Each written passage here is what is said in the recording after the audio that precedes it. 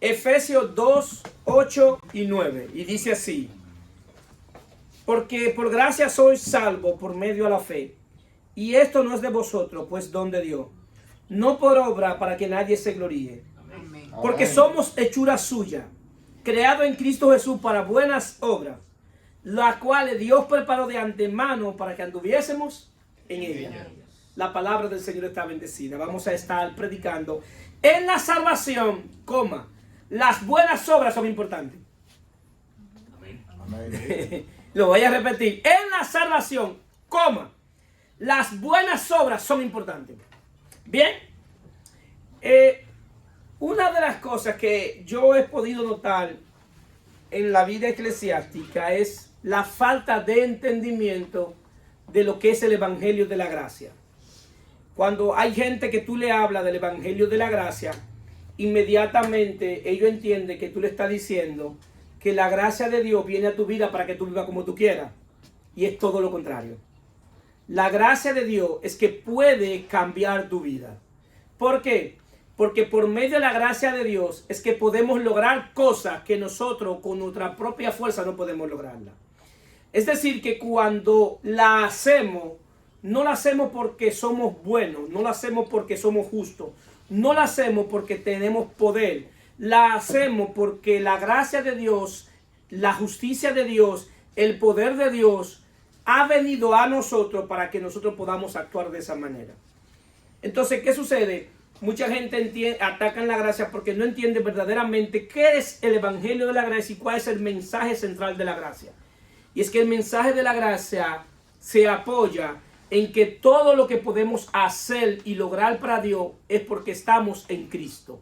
Es porque hemos puesto la fe en nuestro Señor y Salvador Jesucristo. ¿Cuántos dicen amén? Amén. Ese es el punto central. Miren qué sencillo es el mensaje de la gracia. Entonces, ¿qué pasa?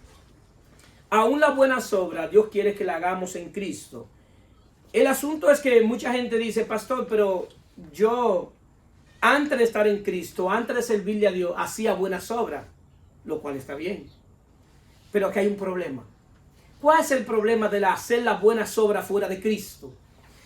El hombre, después de la caída, es gobernado por una ley que se llama la ley del pecado y de la muerte. ¿Cómo opera esta ley? Esta ley opera de la siguiente manera: que todo lo que tú hagas fuera de Cristo produce pecado y muerte. Aún las cosas buenas que tú haces fuera de Cristo producen al final pecado y muerte. ¿Cómo así? Muy sencillo. Cuando tú haces buenas obras fuera de Cristo, tú puedes llegar a entender y a creer que lo que tú estás haciendo, por lo que estás haciendo, te merece la salvación. Te merece que Dios tenga un favor especial contigo.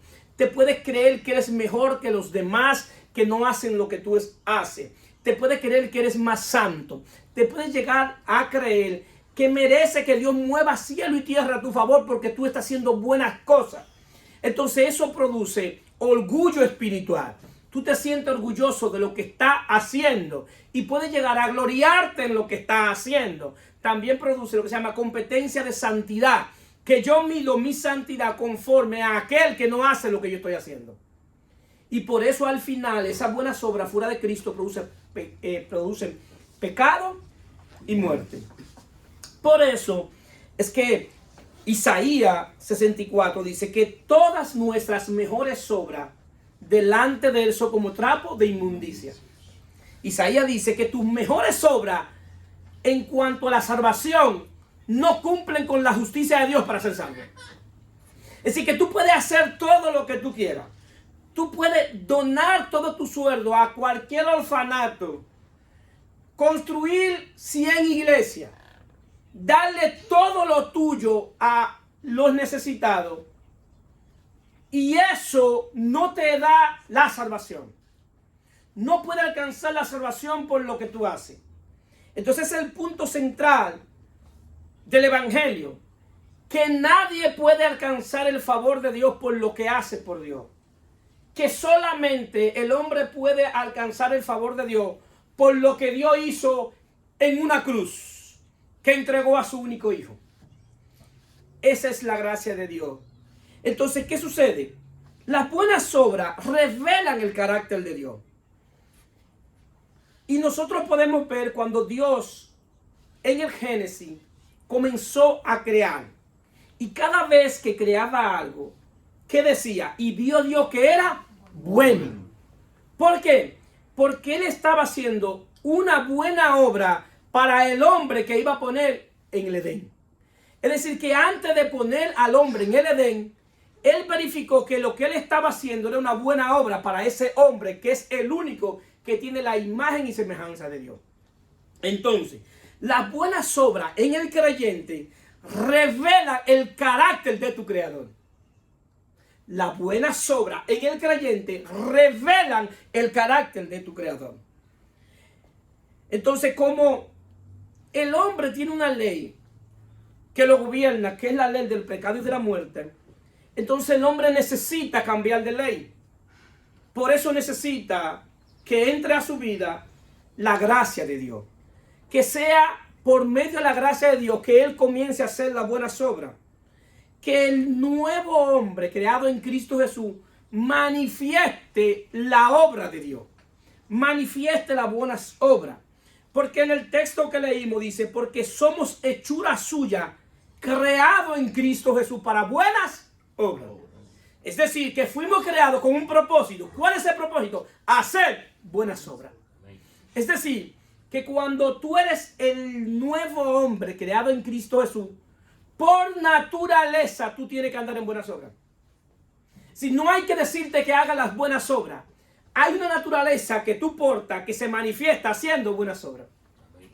Entonces, esta es la parte donde nosotros podemos ver que entonces Dios desde antes de la fundación del mundo tenía un plan y predestinó que las buenas obras del hombre tenía que hacerlas por medio de su hijo. Porque si no hacía las buenas obras por medio de sus hijos, entonces el hombre se podía gloriar de sí mismo, de lo que está haciendo. El gran dilema de la salvación y la gran disputa a través de 2000 años de historia del cristianismo es la disputa de que si el hombre es salvo por gracia, por medio de la fe, o si es salvo por obra. Esa es la gran disputa. Ahora bien, si hay algo que tienen en común todas las religiones, todas, si tienen algo en común, es que enseñan la salvación por obra. Todas las religiones te enseñan la salvación por obra. La único que te enseña la salvación por gracia, por medio de la fe, es el cristianismo bíblico, que te enseña que tú no te puedes ganar la salvación, no la puedes comprar, no la puedes negociar. Tú no te la mereces. Y como no te la mereces, no la puedes alcanzar, no la puedes comprar, Dios tiene que regalártela. Miren qué sencillo. Y por eso Él dice, porque por gracia sois salvos por medio de la fe.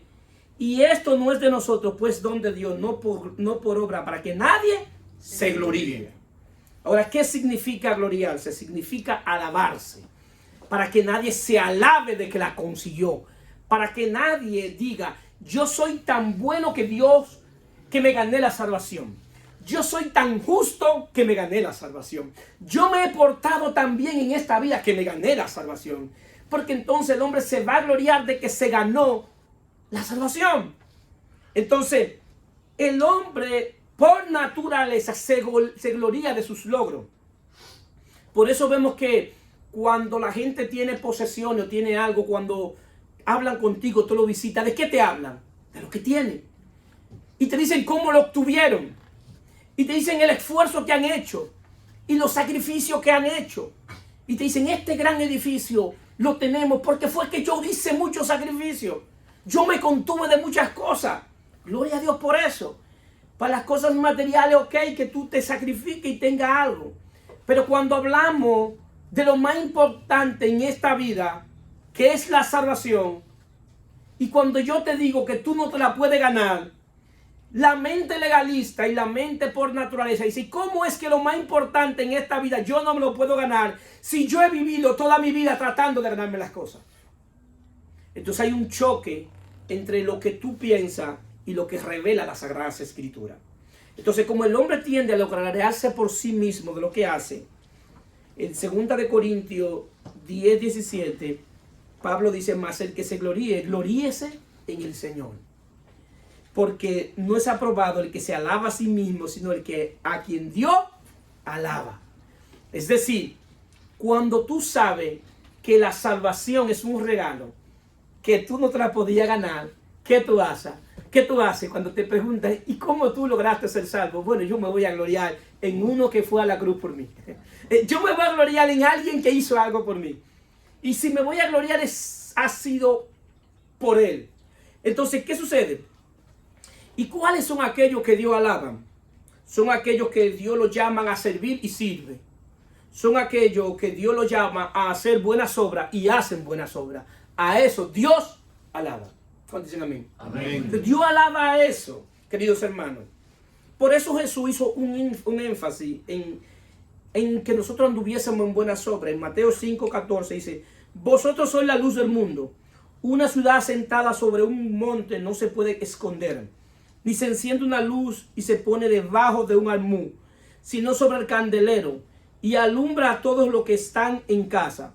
Así alumbra vuestra luz delante de los hombres, para que vean vuestras buenas obras y glorifiquen a vuestro Padre que está en los cielos. Es decir, Jesús nos llama a nosotros a ser la luz del mundo. Un mundo que está en completa oscuridad. Un mundo que está en tiniebla. Y esa luz no es la luz nuestra, es la luz de Él que está en nosotros. Y por medio de Él podemos alumbrar el mundo. Porque aquel que no le sirve a Cristo es porque no se le ha revelado el Evangelio. Pero no se le ha revelado porque no se le ha predicado. Porque ¿cómo van a creer si nadie les predica? ¿Cómo van a tener fe si la fe viene por el oír y el oír la palabra de Dios? Entonces nosotros, como luz del mundo, debemos tanto predicar la palabra, pero al mismo tiempo ser la luz de esa palabra. Que lo que yo digo es lo que yo vivo. Porque si lo que yo digo y no lo vivo, entonces eso como que cae mal. Entonces hay una gran responsabilidad al venir al Evangelio. Esto es algo serio, queridos hermanos. El día que usted decidió venir a Cristo y servir a Cristo, usted no vino a una religión. Usted vino a una unidad del Espíritu con Dios mismo. Usted vino a servirle al Creador del cielo y del universo. Usted viene a servirle al único Dios verdadero, nuestro Señor y Salvador Jesucristo. ¿Cuánto lo creen? Entonces es algo serio. Y nos damos cuenta entonces que nuestras buenas obras, ¿qué hacen? Hacen que la gente glorifiquen a Dios. Y esa es la razón de nuestra existencia. Que cada vez que hagamos algo, eso sea glorificando a nuestro Señor y Salvador Jesucristo. Que lo que hagamos sea para que Cristo sea exaltado. Amén. Si lo que nosotros hacemos no es para Cristo, entonces Dios va a juzgar la intención del corazón con lo que tú hiciste las cosas. ¿Por qué? Porque lo está haciendo para gloriarte. Lo está haciendo para que te vean. Lo está haciendo para que la gente, para tú ser agradable delante de la gente. El problema es que nosotros no somos llamados a vivir para la gente. Somos llamados para vivir para Dios. Amén. Pero el día que tú vivas para Dios, la gente va a tener que aprobar que tú vives para Dios. Amén. Entonces, ¿qué sucede? El asunto es que cuando nosotros hablamos de salvación por gracia, y cuando se habla de salvación por obra, la gente puede malinterpretar algunos textos. Inmediatamente tú le predicas a la gente de la salvación por gracia, por medio de la fe, que es un regalo de Dios, y la gente entra más en crisis cuando tú le dices que ese regalo es inmerecido, que ese regalo es un don. Pero cuando la gente ve la Biblia o la lee, hay textos que parecen indicar que la salvación es por obra. Lo que pasa es que cuando comenzamos a estudiarlo con lo que se llama una exégesis es analizando el texto en su contexto y aplicando una buena hermenéutica, nos damos cuenta que muchas veces lo que estamos creyendo que dice el texto no es lo que dice el texto. ¿Por qué? Porque tenemos que leerlo en su contexto. Y mucha gente malinterpretan lo que dice Santiago sobre la salvación por obra. Que Santiago dice esto y vamos a analizar el texto. Santiago 2:14. Hermanos míos, ¿de qué aprovechar si alguno dice que tiene fe y no tiene obra? ¿Podrá la fe salvarle? Y si un hermano o una hermana está desnudo y tiene necesidad de mantenimiento de cada día, Y alguno de vosotros le dice, id en paz, calentado y saciado, pero no le da las cosas que son necesarias para el cuerpo. ¿De qué aprovecha? Así que la fe, si no tiene obra, es muerta en sí mismo. Pero algunos dirán, tú tienes fe y yo tengo obra. Muéstrame tu fe sin obra y yo te mostraré mi fe por mis obras. ¿Tú crees que Dios es uno? Bien hace. También los demonios creen y tiemblan. Mas quieres saber, hombre vano, que la fe sin obra es muerta. Y para muchos, leen el texto y entienden que Santiago está diciendo, Santiago no está diciendo que las buenas obras salvan. No es eso lo que está diciendo. Lo que Santiago está diciendo, que el que es salvo hace buenas obras.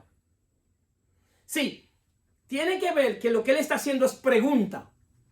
¿Por qué Santiago hace pregunta y no afirmaciones? Simple y sencillamente para que tú puedas pensar, para que tú puedas analizar el texto.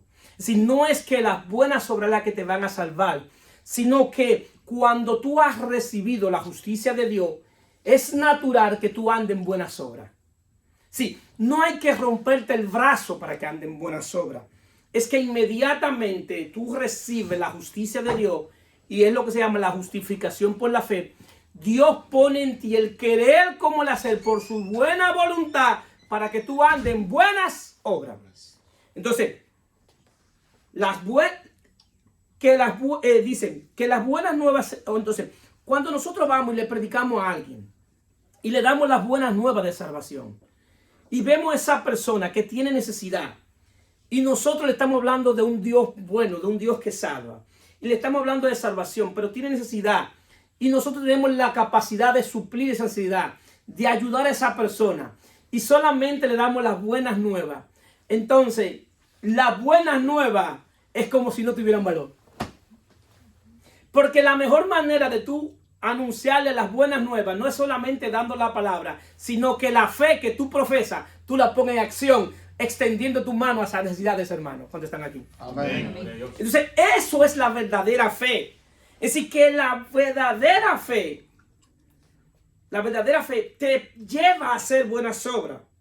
Es decir, y al parecer cualquiera entiende, dice que Santiago está diciendo que las buenas obras alimentan tu fe. No es lo que está diciendo, aunque parezca. Lo que él está diciendo, que la fe viva alimenta las buenas obras. Así que cuando tienes una fe viva, esa fe viva, tú la alimentas haciendo buenas obras. Entonces, ¿qué sucede? Las buenas obras revelan la fe que tú tienes. Si es una fe viva o una fe vana. ¿Por qué? Porque hay muchos que pueden tener una fe vana. Hay otros que tienen una fe viva. ¿Cuál es la fe viva? Santiago estaba bien claro que la fe para salvación tenía que ser puesta en Jesucristo.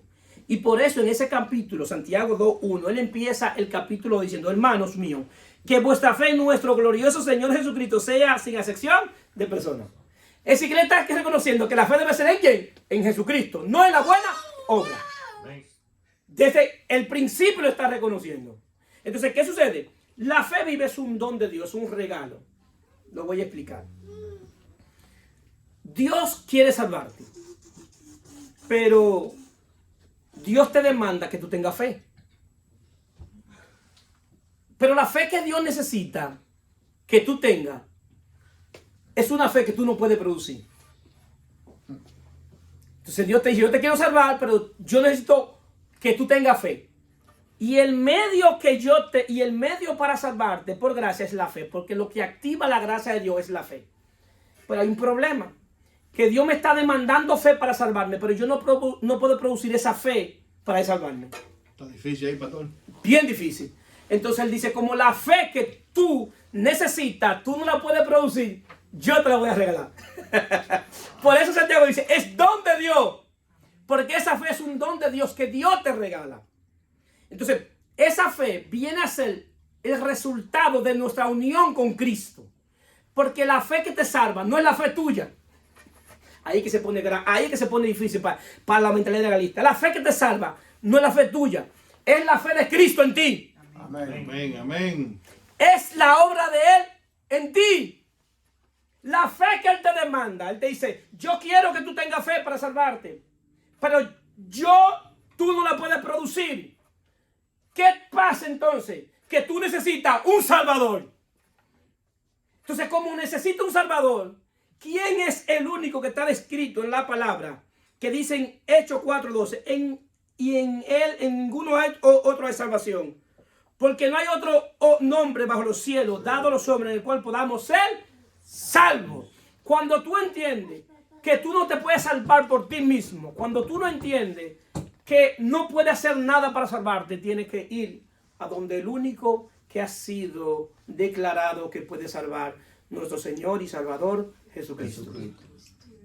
Entonces, el día que tú comienzas a creer en Él, a tener fe en Él, el día que tú naces de nuevo, la fe que tienes, la fe de Él. ¿Cuántos están entendiendo? Bendito sea su nombre. Bendito sea su nombre.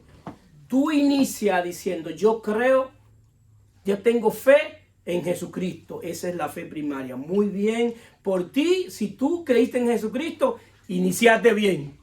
Pero el día que tú hagas esto, Hebreos 12:2, puesto los ojos en Jesús, el autor y consumador de la fe. Autor y consumador de la fe. ¿Qué es un autor? Que la hizo. Que la hizo. Por eso tú no la puedes producir. Porque quien la hizo fue otro, no tú. Entonces tú tienes que ir donde el que la hizo y decirle, yo necesito la fe tuya para que tu Padre me salve. Yo necesito que tú me salves. Eso es la salvación. Entonces, ¿qué sucede? Dice, puesto los ojos en Jesús, el autor y consumador de la fe, el cual por el gozo puesto delante de él sufrió la cruz, menospreciando el oprobio, y se sentó a la diestra del trono de Dios. Es decir, que Él la inicia y Él la consuma. Y por eso es que tú necesitas poner la mirada en Jesús. Hay un grave problema, queridos hermanos, cuando tú quitas la mirada de Jesús. Hay mucha gente que ha iniciado su vida de fe y va a la iglesia y van y son engañados en la iglesia, son extorsionados, son manipulados, son despojados de lo que Dios le ha dado, y esta gente salen ahí diciendo, el evangelio me engañó, o la iglesia me engañó. No te engañó la iglesia, te engañó un hombre. No te engañó Dios, Dios no te engaña. No hay ese que lo conozca que pueda hablar mal de él. Si los hombres pueden engañar si su corazón está dañado. Entonces, ¿qué sucede? Por eso es que usted tiene que poner la mirada en Jesús. No es un pastor, no es un hombre. Lo que haga cualquier hombre, todo hombre tendrá un día que darle cuenta a Dios. Y el que no tenga temor de Dios, no sabe que un día estará frente a ese Dios y tendrá que darle cuenta por todo lo que hizo. Entonces, ¿qué es la exhortación? Que si usted comenzó una vida de fe, ponga la mirada en Jesucristo. No quite la mirada de ahí.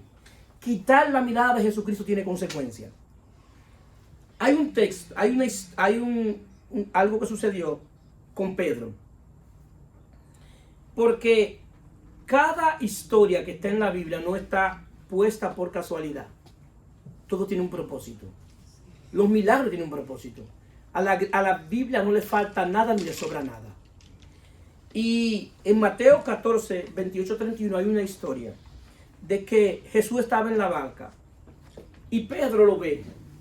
¿Eres tú, Señor? ¿Tú quieres que yo vaya? Y Jesús le dijo, ven. Pedro le dijo, si tú dices que vaya, yo voy. Y Jesús le dijo, ven. Y él comenzó a caminar sobre las aguas. Pero se levantaron vientos. Y cuando se levantó los vientos, ¿qué hizo él? Quitó la mirada de Jesús y puso la mirada en los vientos. Cuando él quitó la mirada de Jesús y puso la mirada en los vientos, inmediatamente comenzó a descender. Esto es una historia que tiene un propósito.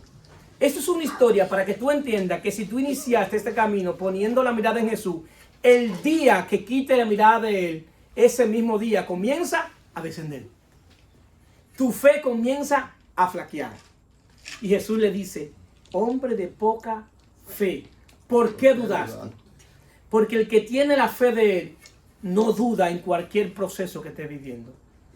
Porque su confianza no está puesta en lo que él tiene, en lo que él hace. Su confianza está puesta en Dios. Amén. Esa fe que es en Dios por medio de su Hijo no permite duda. Bendito sea su nombre. Amén. Amén. Bendito sea su nombre. Entonces, ¿qué sucede? Entonces vemos que tenemos consecuencias cuando quitamos la mirada de Él. Y volvemos a Santiago. Y Santiago habla de otra clase de fe. Santiago, en el texto que habíamos hablado, está hablando de otra clase de fe, de la fe vana. ¿Qué es una fe vana? Es una fe meramente intelectual, que no tiene sustancia, que no tiene fundamento.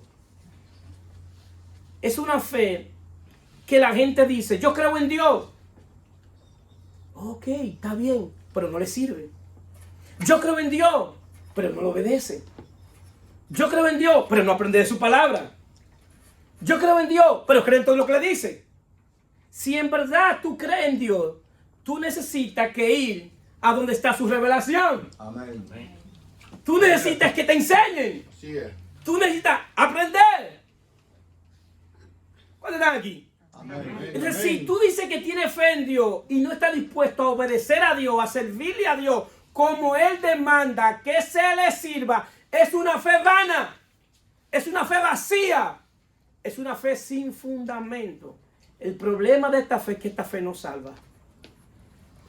Porque esta fe solamente está en tu mente. Y por eso él habla la fe que es la fe de los demonios. Porque los demonios creen y tiemblan.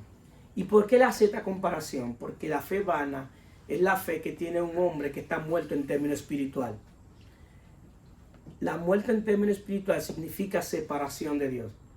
Y como los demonios también tienen muerte espiritual porque están separados de Dios, él dice que los demonios creen y tiemblan. Porque los demonios saben intelectualmente que Dios es uno, pero no lo obedecen. ¿Y por qué tiemblan? Porque ellos saben la consecuencia de no obedecer. Digan amén. Amén. Hasta los demonios creen. Ellos saben la consecuencia de no obedecer. Que un día serán juzgados y tendrán condenación eterna. Porque para ellos no se diseñó la redención. La redención se diseñó para los hombres. Y como ellos se dejaron contratar del enemigo, entonces ellos tendrán condenación eterna. Y lo saben. Y por eso cuando creen, tiemblan. Porque dicen, ese día va a llegar y ese día seré condenado. Entonces, ¿qué sucede? Entonces, ¿qué es lo que pasa? Todo aquel, para tener fe verdadera, debe recibir la vida de Cristo. Porque esa es la vida de Él. En la vida de Él es que está la fe que nosotros necesitamos. Todo aquel que tiene fe, que dice que tiene fe, y no ha recibido la vida de Cristo, es una fe vana. Es una fe vacía. Entonces, ¿qué pasa?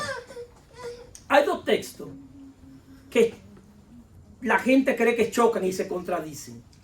Y ese es el texto que la gran mayoría de gente buscan para atacar la fe de lo que explicamos la salvación por gracia. Y es lo que Santiago dice en 2.24. Santiago 2.24. Vosotros veis pues que el hombre es justificado por las obras y no solamente por la fe. Y entonces ese texto choca con Romanos 3.28 que dice Pablo, dice, concluimos pues que el hombre es justificado por la fe sin la obra de la ley. Inmediatamente la gente ve y dice, se están contradiciendo. Pablo y Santiago se están contradiciendo. Las dos contradicciones que el que no entiende los dos textos inmediatamente agarra para atacar la Biblia y dice, la Biblia se equivocó. ¿Y cómo tú dices que la Biblia no tiene contradicción? Y mira lo que dice aquí. Y aparenta que se están contradiciendo y no es así. Los dos están claros en lo que están diciendo y están diciendo las dos cosas en la misma línea. Yeah.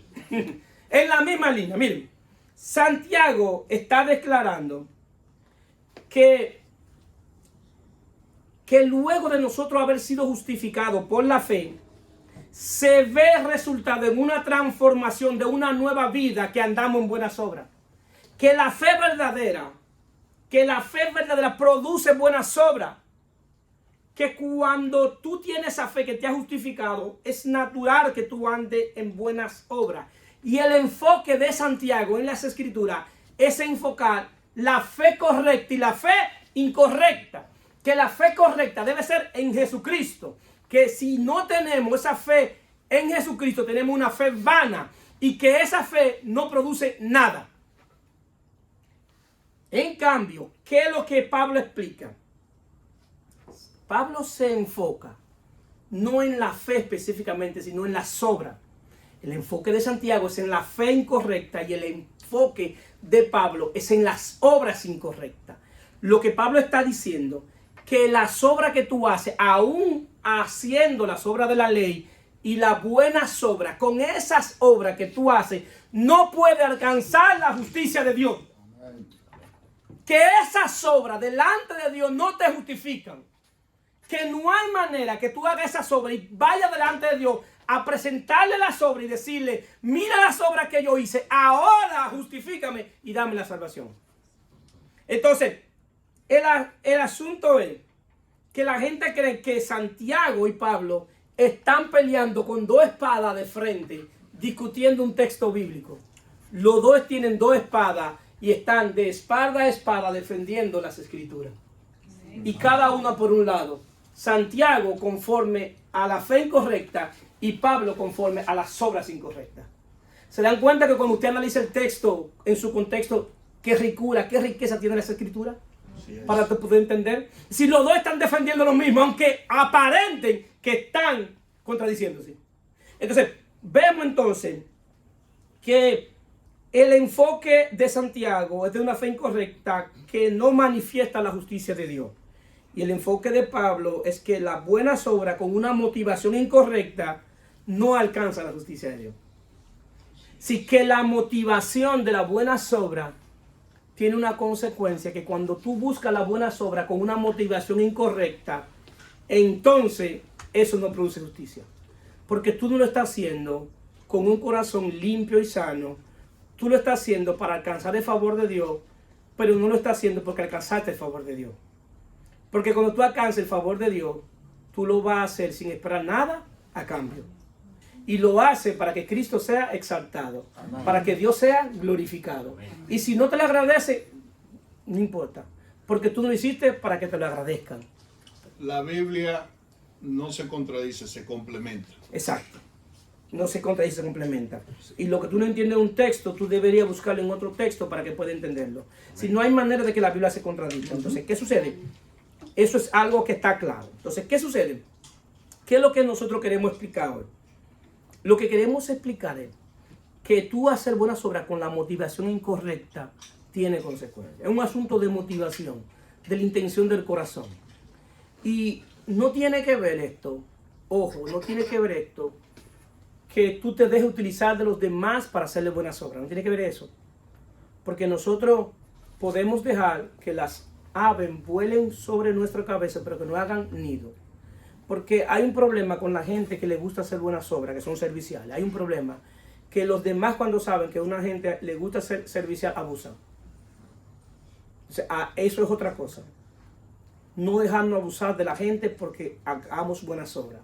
Tenemos que hacerlas para Dios, pero sin dejarnos abusar. ¿Amén? Amén. Entonces, ¿qué sucede? Las buenas obras sí importan. Y nosotros podemos explicarlo a través de las Escrituras, desde el Antiguo Testamento.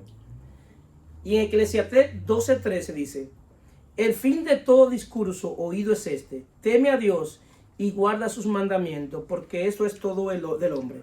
Porque Dios traerá toda obra a juicio, justamente con toda cosa encubierta, sea buena o sea mala.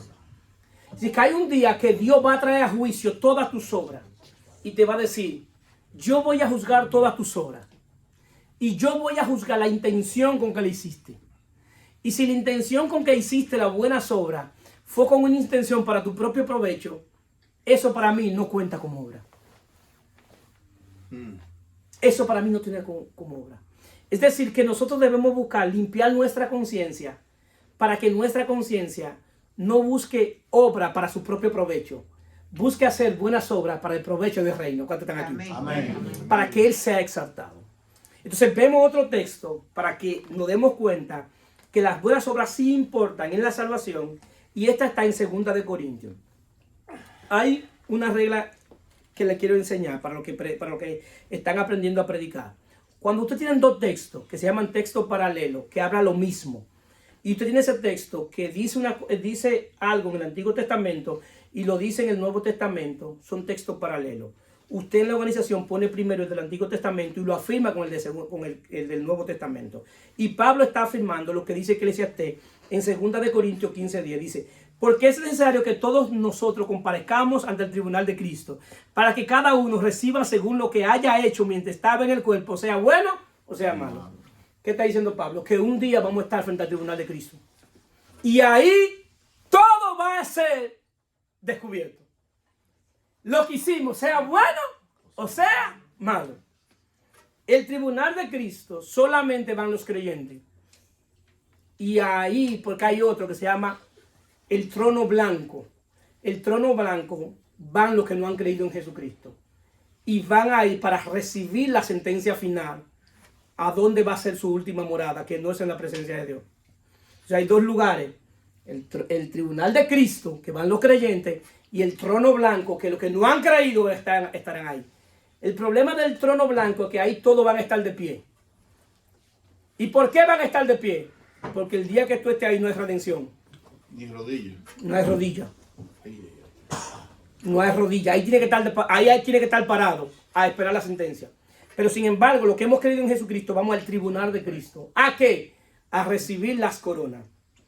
En la Biblia hay diferentes coronas. Está la corona de justicia, está la corona de gozo, está la corona de los santos, está la corona de los que reciben, lo que soportan la tentación, está la corona de vida. Todas esas son coronas que vamos a recibir por lo bueno que hayamos hecho mientras estuvimos en el cuerpo. Todo. Son galardones. No son coronas físicas, es un lenguaje figurativo. Son méritos que se les van a dar a aquellos que, estando en Jesucristo, hicieron buenas obras. Entonces, como hicieron buenas obras y las obras van a ser juzgadas, entonces, cuando vean tú en el juicio del tribunal de Cristo, Cristo vea que tú anduviste como Él mandó que anduviéramos, entonces tú vas a recibir esa corona. Es un galardón. Y hay diferentes tipos de coronas que después vamos a enseñarlas. Hay como 6 o 7 coronas que por lo que hagamos mientras estuvimos en el cuerpo. Lo maravilloso de esas coronas que nosotros vamos a salir de ahí con esa corona. El asunto es que cuando andemos con esa corona, vamos a encontrar en un trono a alguien que está sentado en su trono. Y así como aleluya, así como los 24 ancianos van y tiran su corona delante de él, nosotros mismos, ¿qué haremos? Nos vamos a quitar la corona y la vamos a depositar a los pies de él. Amén. Amén. Reconociendo que el único que merece gloria, honra y alabanza es él. Reconociendo que de él es la gloria y que esa corona no la recibimos porque lo hicimos en nuestra fuerza, no la recibimos por nuestros méritos, la recibimos porque Él estaba habitando dentro de nosotros. Amén. La hicimos no en nuestra fuerza, sino en el poder de Él. Amén. No la hicimos en nuestra vida, sino en la vida de Él. Y tendremos que reconocer que solamente Él es digno. Amén. Y todo aquel que sabe lo que ha sucedido irá gozoso y dirá: yo no soy digno de esta corona, porque solamente tú mereces la gloria, la honra y la alabanza. Amén. Esta corona yo me la quito delante de ti y la pongo a tus pies. Dios. El asunto es que cuando a veces nosotros predicamos el evangelio, la gente dice: no llegará un día final, no llegará un juicio. El asunto es que la gente cree que este mundo nunca va a acabar. O la gente cree que nunca se va a morir. Hay un día que vamos a partir de este mundo, ya sea que partamos por muerte natural o de cualquier tipo de muerte, o que Cristo venga. Pero un día vamos a estar fuera de aquí. La pregunta que yo te quiero hacer: si hoy tú cierras tus ojos, ¿dónde tú vas a despertar? Y esa pregunta que tú debes hacerte tú mismo, eres tú mismo. Y Pablo dice: examinaos si en verdad es ahí en la fe. Si nosotros mismos que estamos en la iglesia cantando gloria a Dios, aleluya, tenemos que examinarnos nosotros mismos si en verdad yo estoy en la fe. si en verdad yo tengo una fe verdadera o tengo una fe vana. Si mi comportamiento me está diciendo que mi comportamiento es de una gente que tenga una fe vana, el problema es que si tu comportamiento es de una gente que tiene una fe vana, no hay salvación. Porque el comportamiento de una gente que tiene una fe verdadera se manifiesta por los frutos de las buenas obras. Entonces yo tengo que examinarme yo mismo, dice Pablo, examinaos si en verdad está en la fe. Sí, él no me manda que lo examine a ustedes, él me dice, examínate tú. ¿Y qué le digo yo? Examínese cada uno de ustedes si en verdad están en la fe. Cada uno de ustedes. Porque yo lo voy a hacer conmigo. ¿Para qué? Para que el día que estemos en su presencia nos huyamos de ella. El día que estemos frente a él no tengamos que oír. Y que al escuchar, cuando escuchemos que Cristo vino, no sea un dolor. Porque para los que están en Cristo, cuando digan Cristo vino, no lo vamos a escuchar, porque no estaremos aquí. Bendito sea su nombre. Pero el que está aquí, que escuche Cristo vino, es porque si lo escuchó fue porque se quedó. Amén. Amén. Entonces vamos a examinar la fe nuestra, si es una fe verdadera o si es una fe vana. Y tengamos en cuenta que un día estaremos en dos tribunales. Hoy es el día donde tú puedes decidir en qué tribunal tú quieres estar. Si quieres estar ante el tribunal de Cristo para recibir galardones, o si quieres estar de pie frente al trono blanco, recibiendo la sentencia final para tu morada eterna. Pongámonos de pie. Y ahí mismo, yo quiero